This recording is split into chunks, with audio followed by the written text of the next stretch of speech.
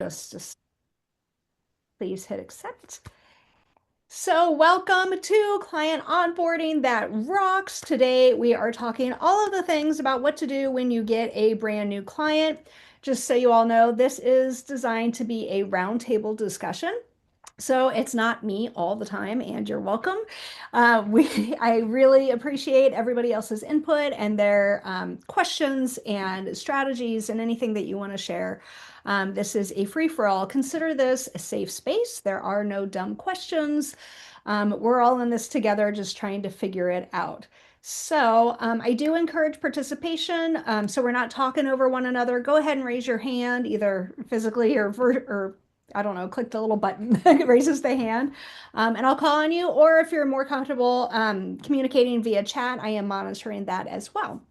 So, all right, let's get this party started. Let me get my notes in front of me so I can see. Okay, so client onboarding is essentially the things that you would do before getting to the actual project, right? It's after the client says yes, right? We're very excited. They've signed your estimate, they've signed your proposal, whatever it is that you gave them.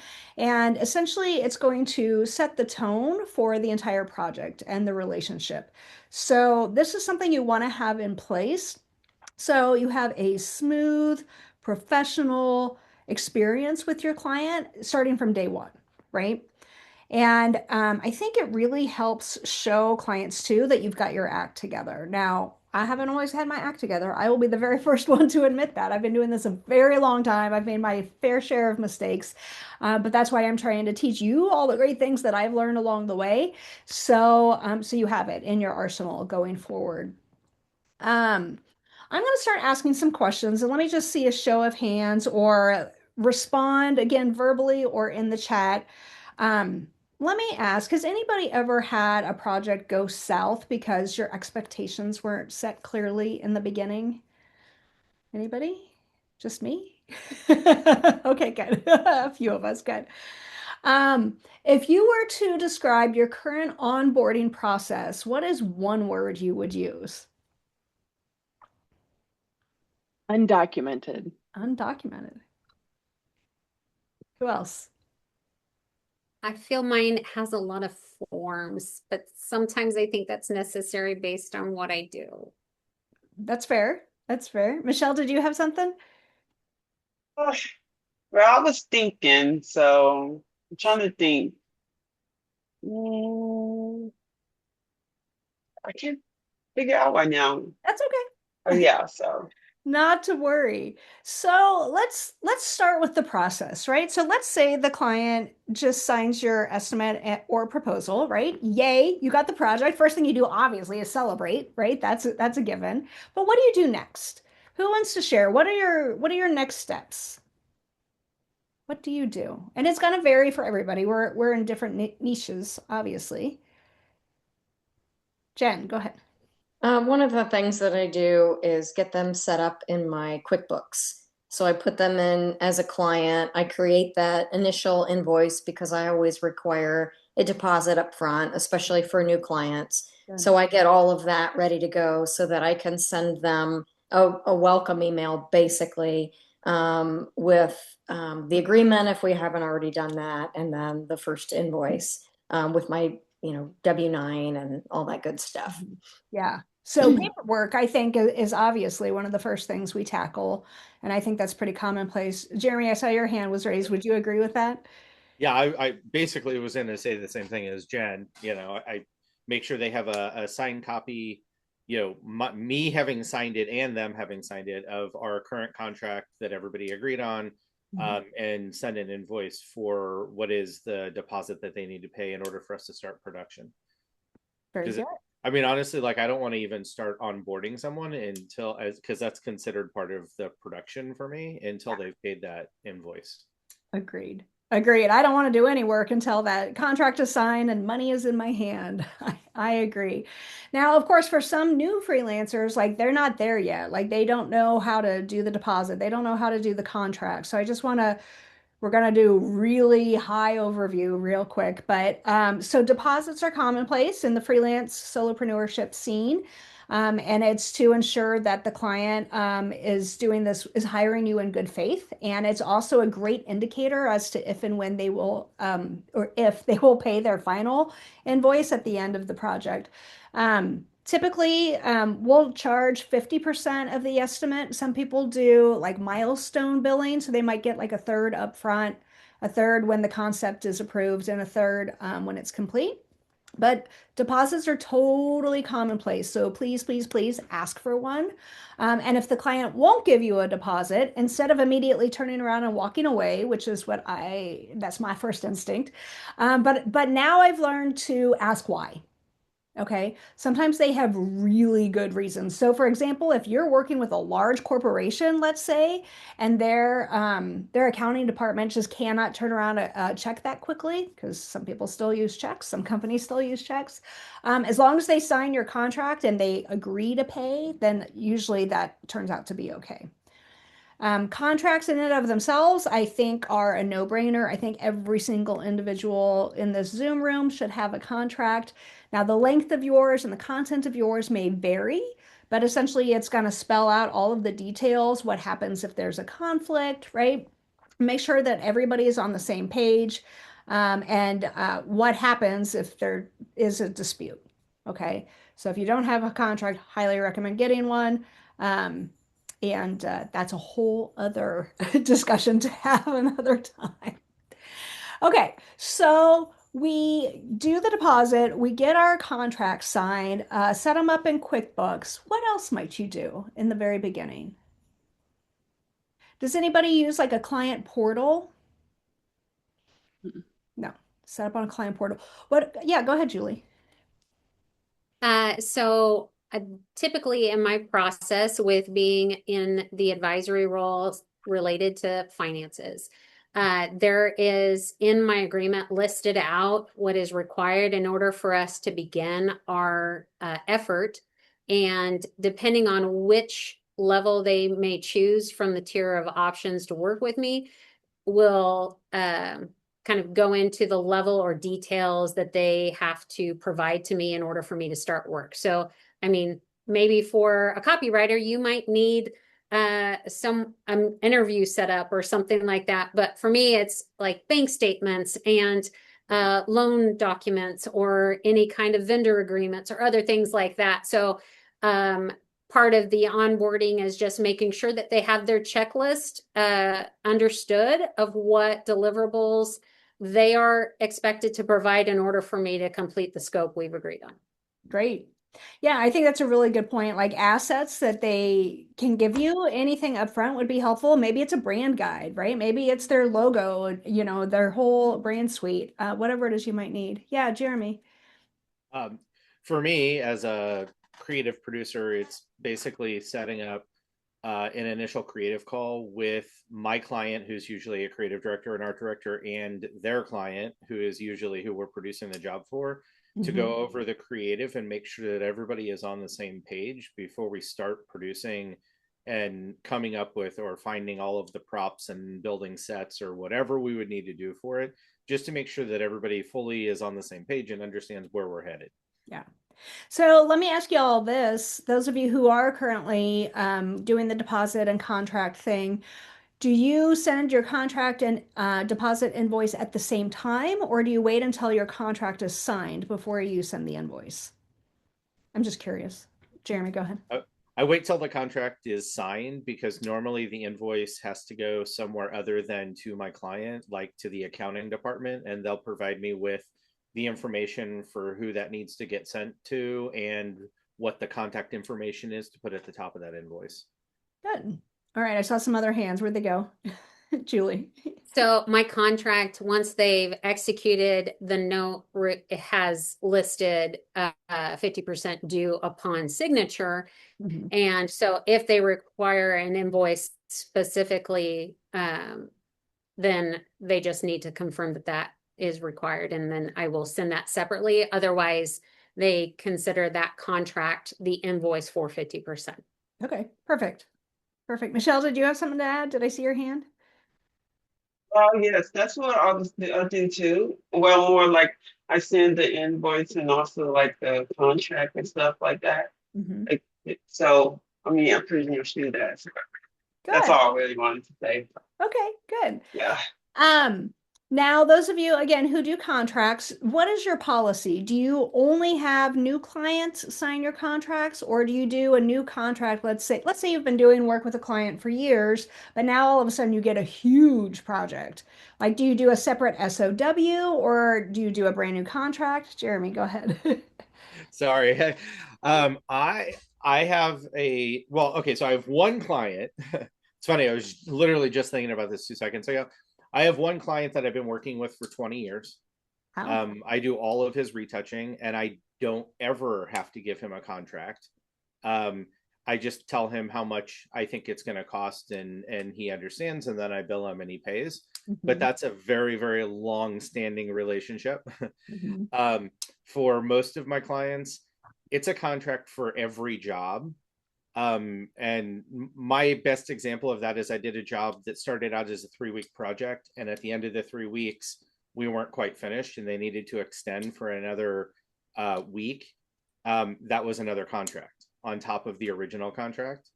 And then they had me shoot some stuff that wasn't photographed yet, that was for the same project. That was a third contract Oh, wow. with its own payment terms. Okay. So you really separated out. Julie, I know you had your hand raised.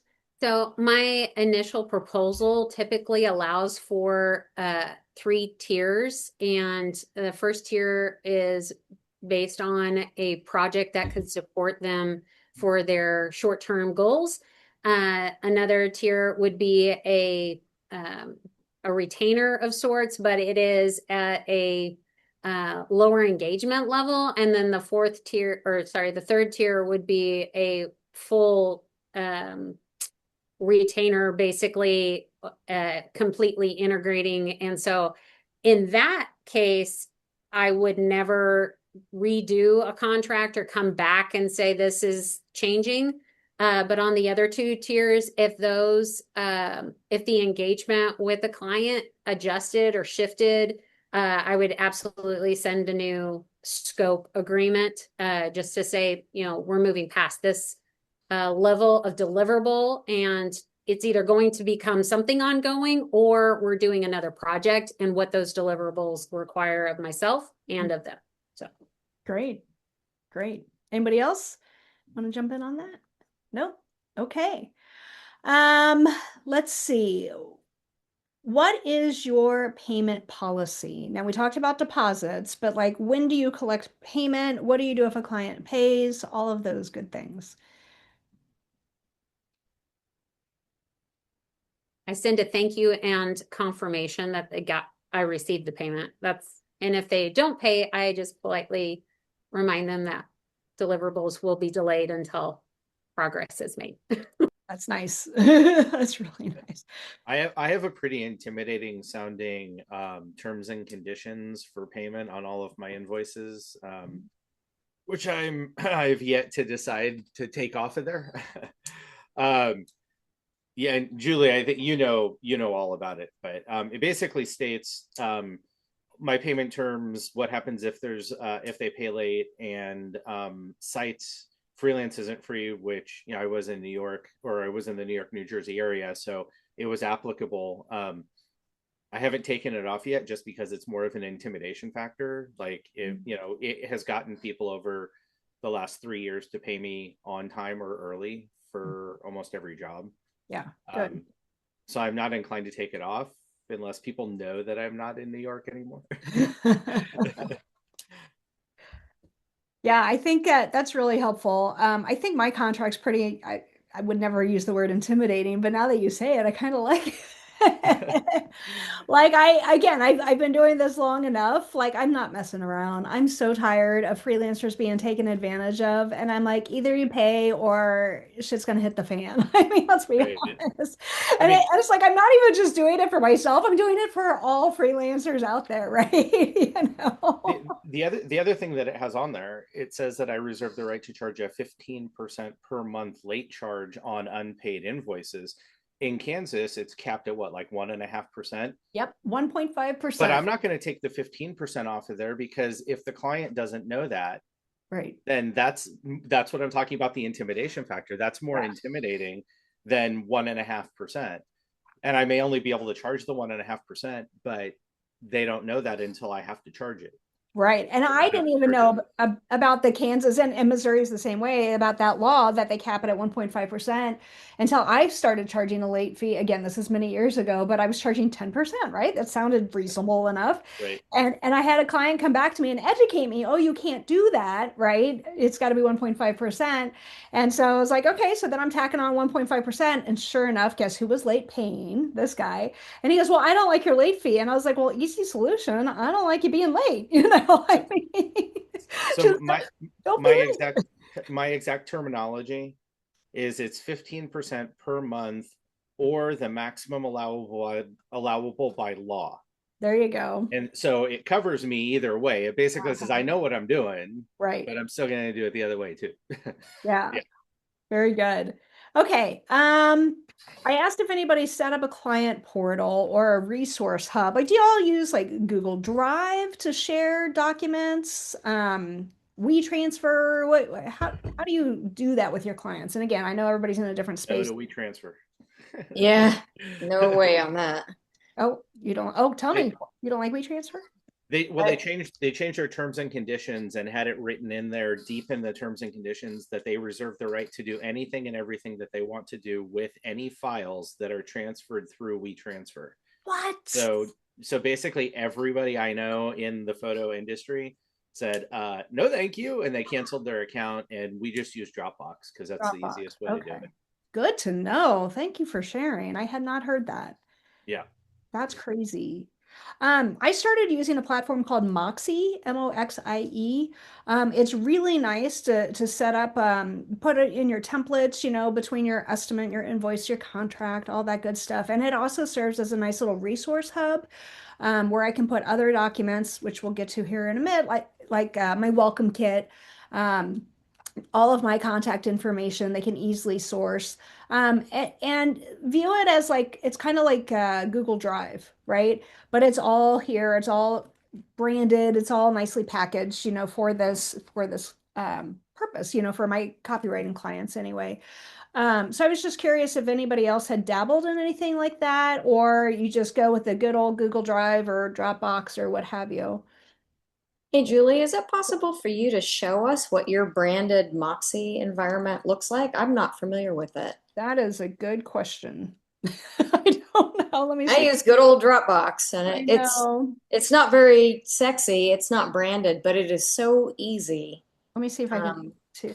I mean, truth be told, I have my VA do a lot of this. So So while you're looking for it, I guess I yeah, could share. So I had worked in a visual media space, and we utilized with some of our clients that were we were more integrated with their OneDrive. So they actually gave us access to their OneDrive, and that really saved on the transfer time and things like that.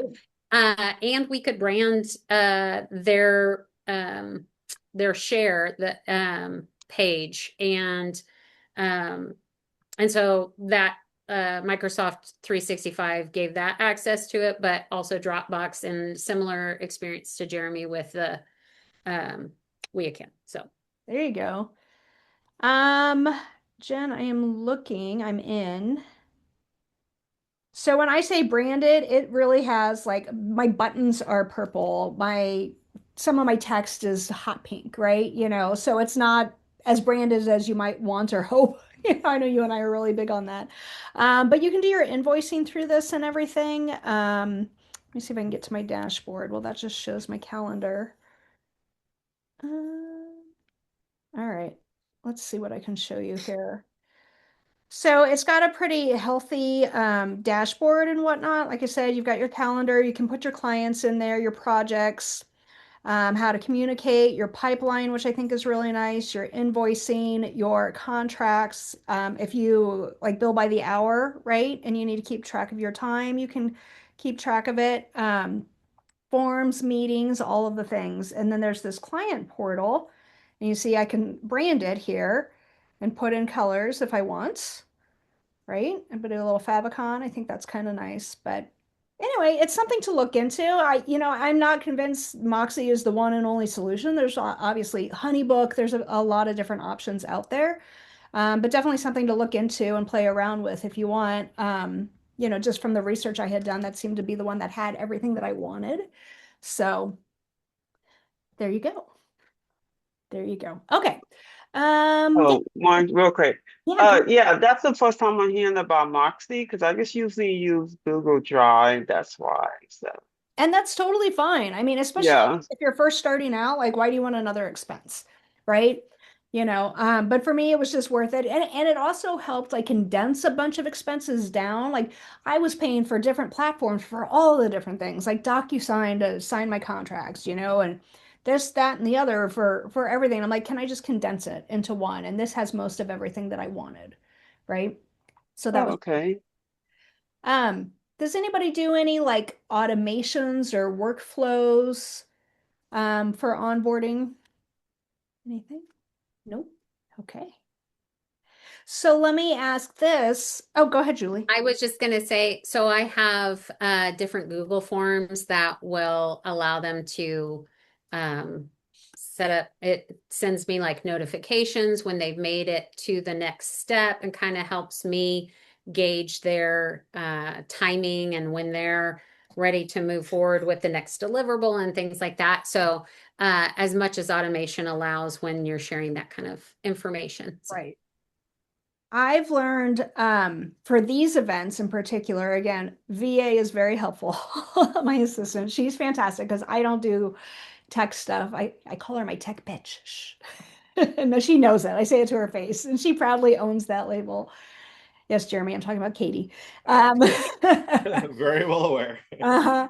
No, she's amazing. But she has set up all of these automations for my events, like through Zapier, right? So as soon as you all register for these events, you get an email, right? And you get a Google Calendar invite. You'll get reminders, whatever it sends you. Here's the Zoom link. She's got all of that set up for me behind the scenes, and I find it to be super handy. So I don't have to do it manually and for each individual, right? So just something to consider going forward. What about a welcome kit? Has anybody done a welcome kit before? No? I just did my very first one. I'm very excited to show you all. I know I teased this in the group, in the Freelance Rockstars group, so I'm going to show it to you. Let me get it all down to one page. Okay, and it's not all about me. I have other samples I could show you as well, but I had like started hearing about this and I'm like, ooh, this is fantastic. Think about like we give our clients the contract, but we don't go into other things like, oh, when's the best time to get a hold of me? When am I available for meetings? What is my preferred method of communication? Like we don't tell them that really instinctively. So I put it all together in one nice branded package because that's what I do. So we can walk through this real quick in case you get inspired to do something similar. So can you all see that? Yep. Okay, there you go. So this is just a few pages here. So I've got this nice little title page here. It's got my copywriting logo on it. That guy has not died yet. And then, of course, some contact information and my copyright there at the bottom. That's first page. Second page is essentially table of contents. Do you need me to blow that up? No? Okay. Table of contents, essentially here, welcome. Inside, this is what you're going to find. Again, very branded, very clean. And here's what's going on. So in case you don't know who I am already, just a little reminder. And hey, here are my communication preferences, my office hours. You can expect a response from me. Um, Email is best. I don't know about you, but I don't answer my phone anymore unless I know there's a call coming in, right? They can schedule a Zoom call right there. And then because, I offer a bunch of different services, hey, you're hiring me for copywriting, but in case you need more, here's what else I can do, right? Proofreading, what have you, social media, whatever you want to do here. Okay. And then I get into here's my process. I don't know about you, but every once in a while I'll get asked, what does your process look like? Well, here's my process, right? Here's how things work around here. At this point, they've already signed the paperwork. Okay, so we're ready to go. So we're going to go ahead and book that kickoff call, that first call, to get the ball rolling. And then here's how to get the most out of this collaboration. Okay. So we mentioned earlier, give me your assets up front. Like, give me those things that I need because I can't do this without your help. Like if I'm writing something and I need their resource information, I can't get started until I have that, right? So this is just kind of that reminder. Um, and then here's some FAQs. Okay. I'm sure yours are going to be different depending on what it is that you do. Okay, what happens if I'm not happy with the work? Well, that happens every so often. You can't be, all things to all people. So let's talk about it. Let's get that off our chest. And then here is next steps.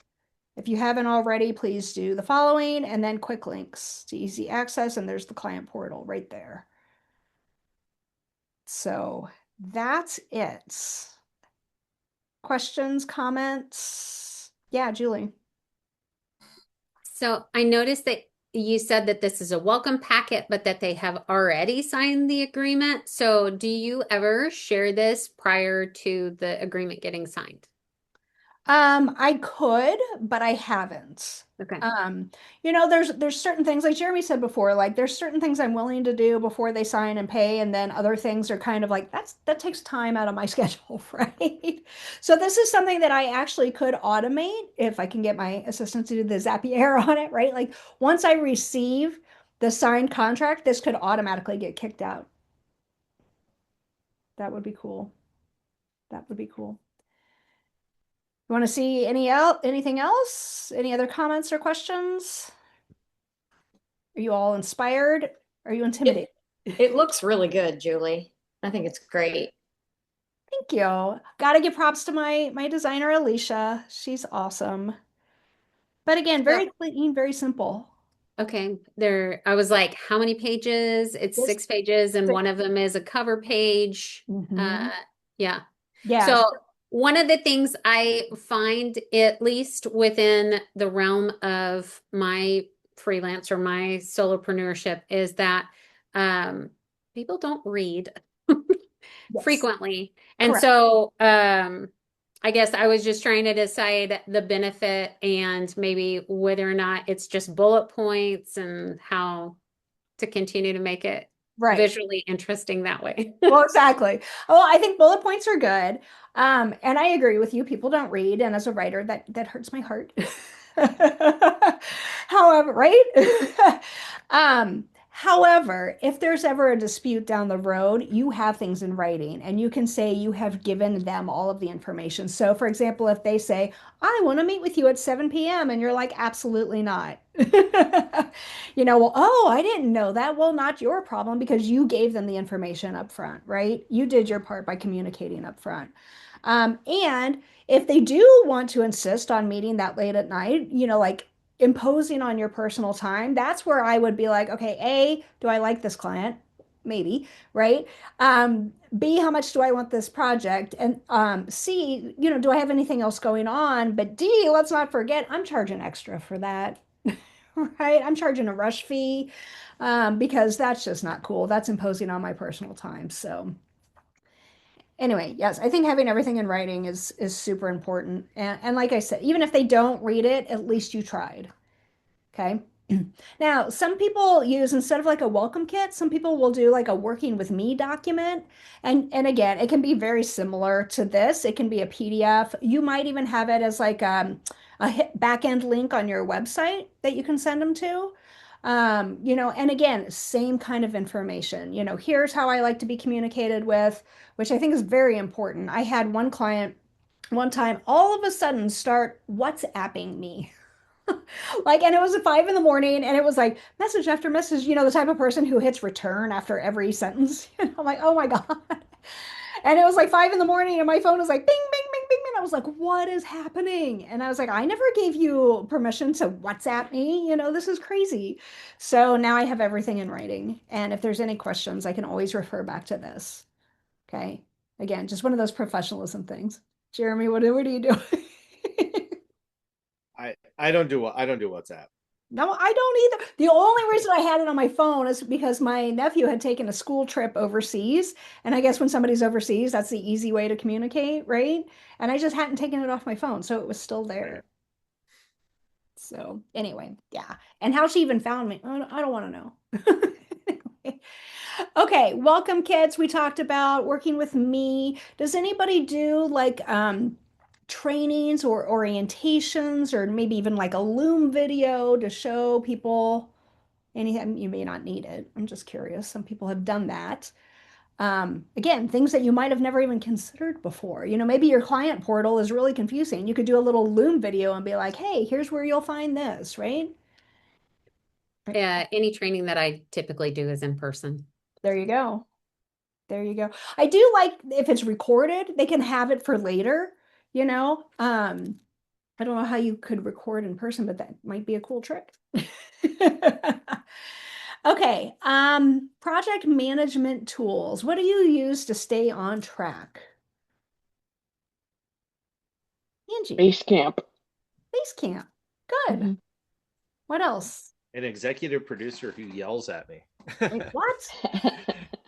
Well, I mean, all of my stuff happens basically on set, unless it's pre-production, and if it's a big project, there's an executive producer who's looking at his watch and looking at what shot you're on.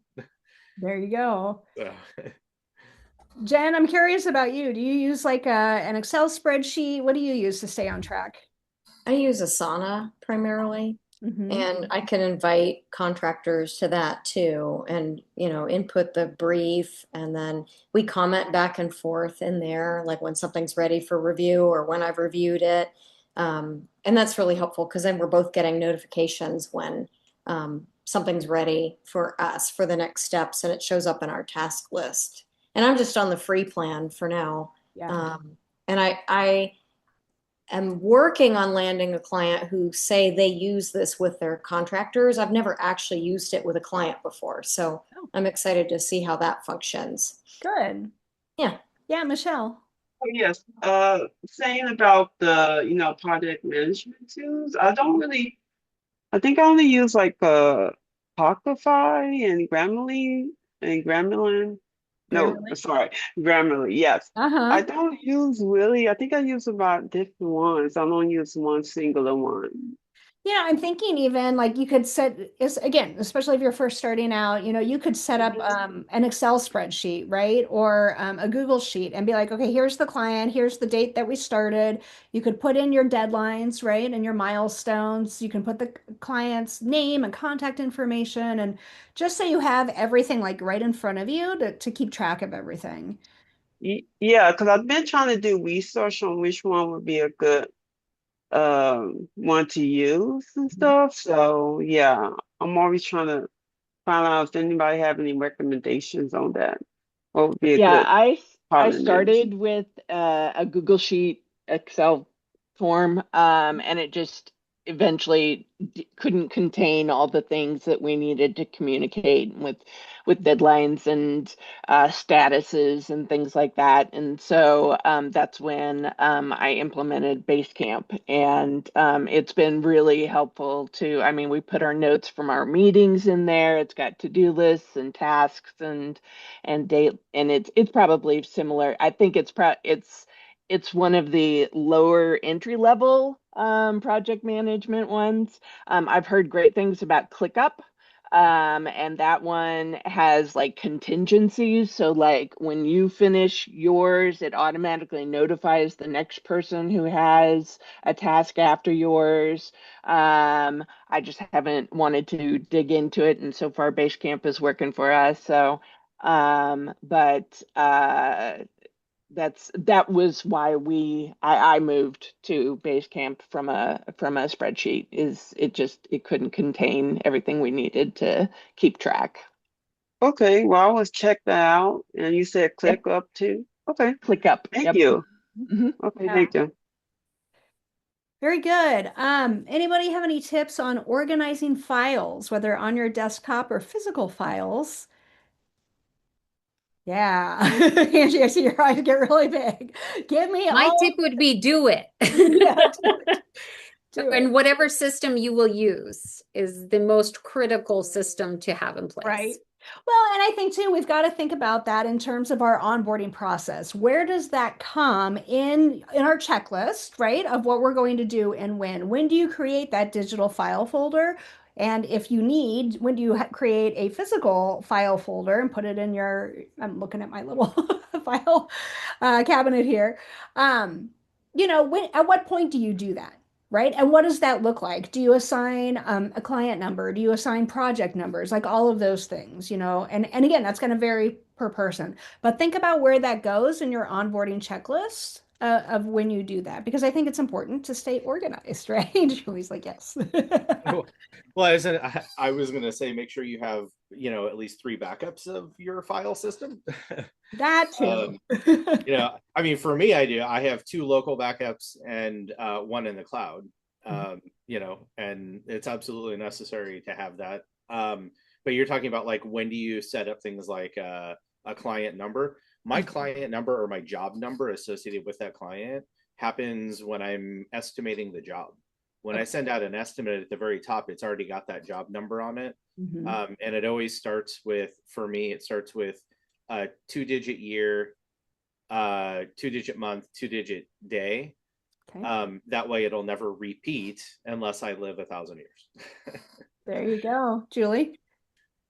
So I also start my client file electronically as soon as I'm in the quoting process. So if I have engaged with them over the phone or email and they are interested in moving forward with the client discovery form, which then that's before we're onboarding. It's learning if there's an actual way for us to engage and what ways that would be.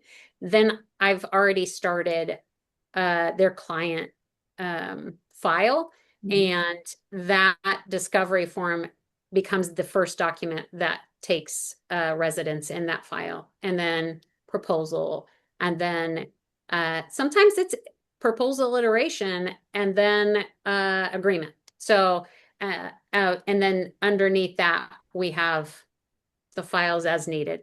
There you go. Perfect. Perfect. I even on my website, like I have an intake form, right? So I think that would be like document number 1, right? Is the intake form, provided that we're going forward. But yeah, I love all of this discussion.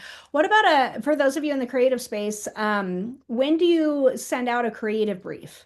Where does that come in your onboarding process, or does it? For me, that happens when someone comes to me with a request. So you do it I mean, before the estimate?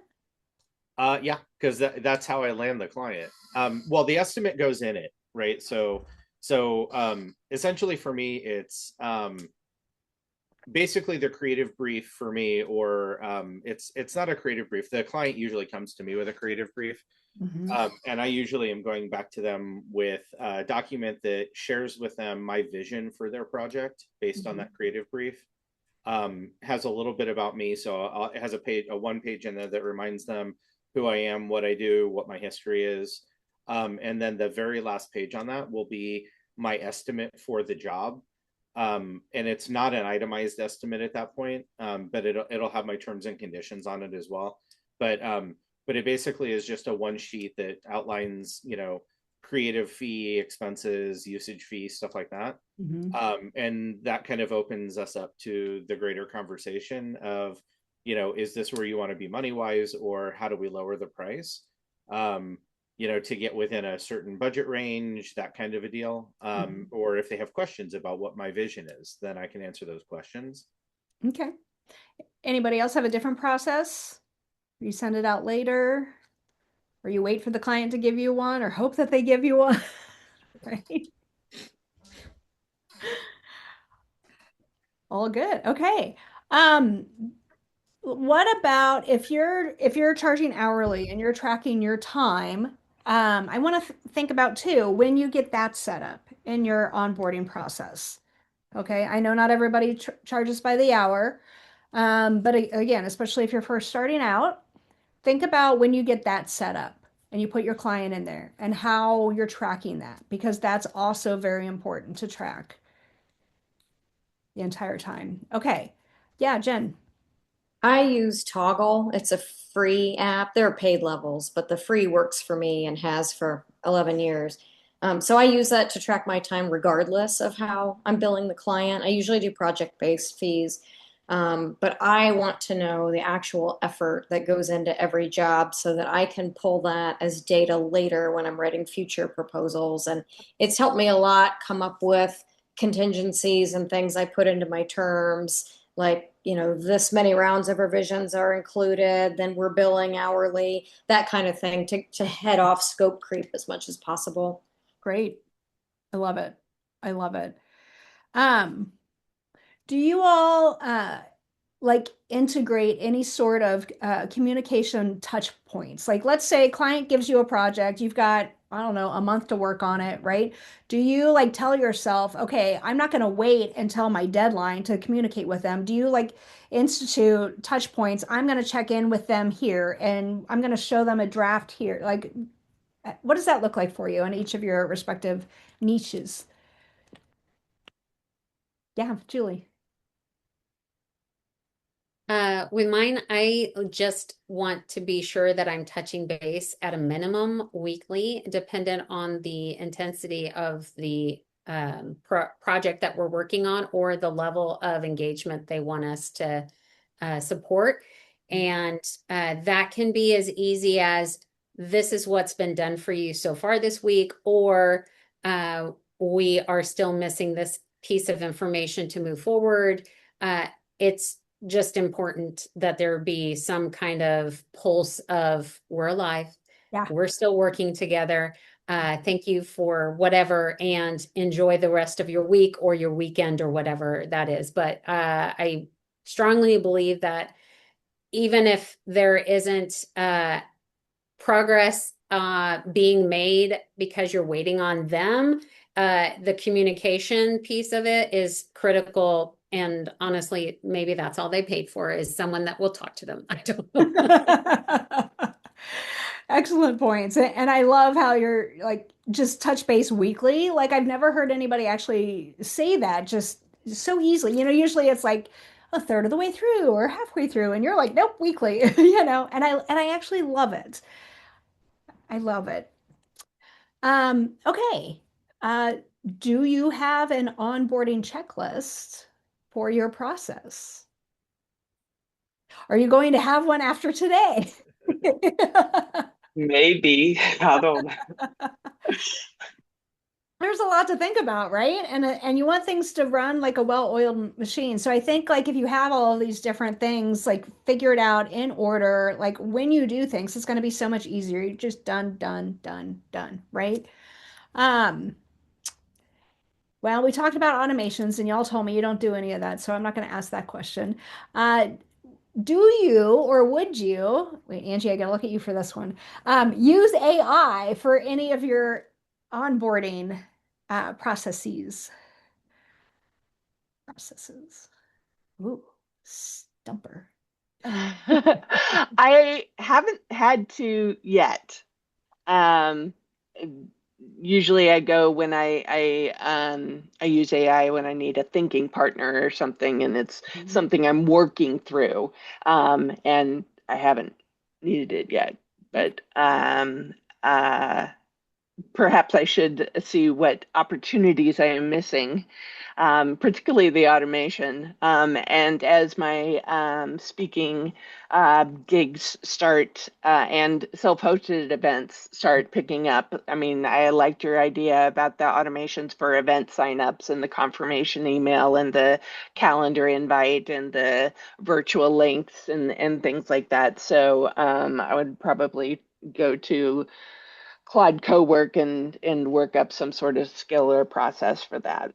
Figure that out. Great. Yep. Anybody else currently use or want to look into using AI for onboarding? Kelly, you've certainly got some AI thoughts. Welcome, Kelly. Can she get off mute? She may not be able to. Oh, there she is. Hi, I'm on vacation, so I'm with a whole bunch of people here. But yeah, I do. I had I think well, it was Chat or Claude create the draft of emails that so everything can be automated, but I've used Outlook to automate it for a few years. So it's in there. And then I don't have it automatically send because I want to look in and add one little line that they've talked about or something, but I have it pop up to me at a certain time, those communications every few days or weeks, depending on what it is. Yeah, so all kinds of more and more things available for us. Yeah. I would think too, like even if you have Claude or ChatGPT or whatever, like whip up these emails for you, like a lot of them are going to be repetitive, right? For every client. Yeah. And so like you could copy and paste those and store them somewhere where you can easily just grab them later and you don't have to retype it each and every time. Right, right. And I think that would Yeah, I have them in Outlook in a folder, so then I can take them out and change it a little bit and save it as something else for the new person. So it's so much faster. And then I wasn't doing it at all until I had this system set up. Or random is not good. So it's consistent, and I feel like it elevates. So I'm more professional, and then they pay more when you're not just doing everything random. I So agree with that that. matters too. Yes. Yeah, 100. sorry I can't come off. I'm in a kind of a busy family thing. So No worries. thank you for having me. Yeah, glad you're here, and I'll be sending the replay out afterwards so you can catch what Okay. you missed. So Okay, thanks. yeah, you're welcome. Okay, you all looked at my welcome kit. You saw some of the boundaries that I initiated. I also have boundaries set up in my contract. What boundaries do you all establish with new clients before working together? Not everybody all at once. Jen.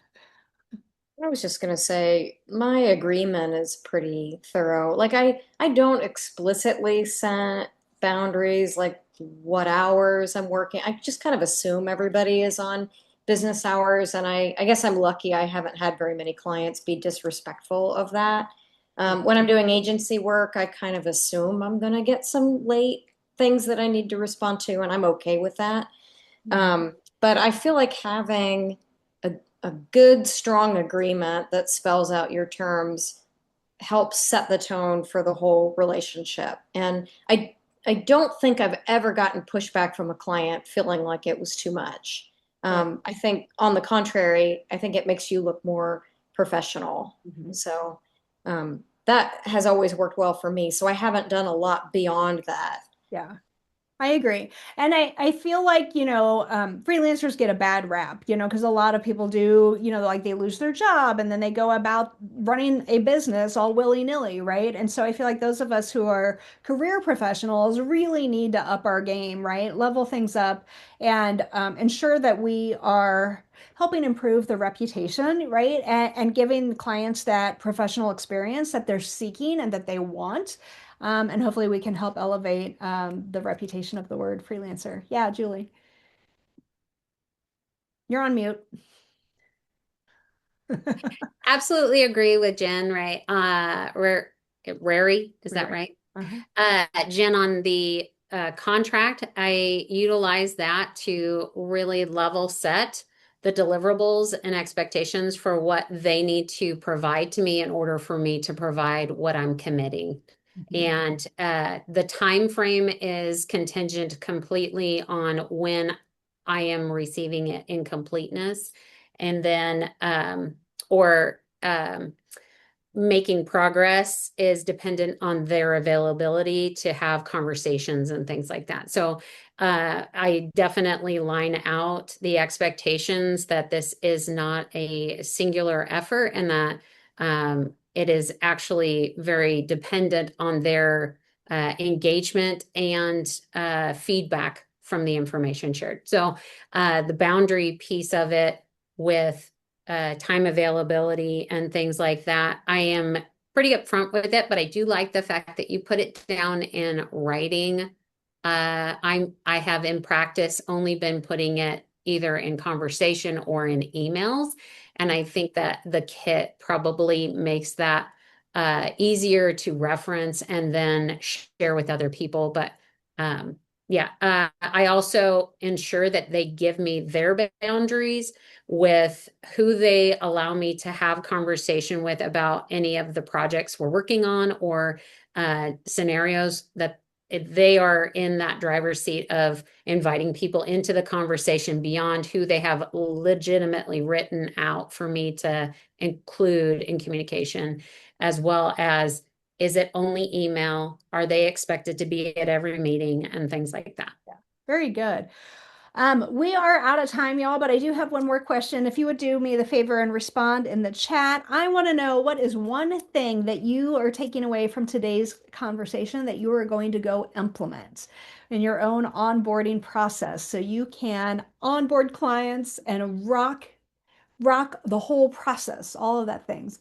I do think onboarding, having the solid onboarding process really helps setting those clear expectations that we were just talking about. I think it does help build instant credibility, helps you stay organized. It helps prevent this back and forth, going back and forth with the client. And hopefully, I mean, this is the whole end all be all goal, is you've impressed them enough that you keep your clients coming back for more, and then they refer you to others, right? That's the whole thing. So thank you so much for joining us today. If you are not in the Freelance Rockstars group, I want to invite you to come join us. Let me give you the links. Here we are on Facebook, and let me grab the one on LinkedIn as well. And you can come join us there. Our next meetup is August 25th. We are talking about marketing plans, how to create a marketing plan that actually gets results. Instead of going about your marketing all willy-nilly, we're going to sit down and actually make a plan. So if you want to put that on your calendar now, registration is currently open. I'll give you that link. Boom, there it is. Just a reminder, these roundtable discussions are free, but the deep dive trainings do cost a little bit just to help me keep the lights on here, but they're still super affordable. And of course, if you are in the Freelance Rockstars Facebook group, you get that 50% discount code. So there you have it. Again, if you're just building your onboarding process from scratch today, or if you're looking to level up or refine what you already have, hopefully today's discussion gave you some nuggets of gold that you can implement and that you can walk away with some practical ideas that you can work on immediately, because this is how to create that client experience that really sets everybody up to win. If there's anything that I can help you with in the future, please let me know. Of course, I am available for one-on-one coaching. I'll drop that link if you'd like to learn more in the chat. But thank you so much for joining me today. Really appreciate you hanging on and having such a great conversation. This has been really lovely. So thank you. Thank you all for being here. Julie, are you going to give me the 411 on US Bank before we get off? I can. I'm going to stop recording before we do that. I'm just making sure you have enough time. Yeah. Yeah, I got a couple minutes.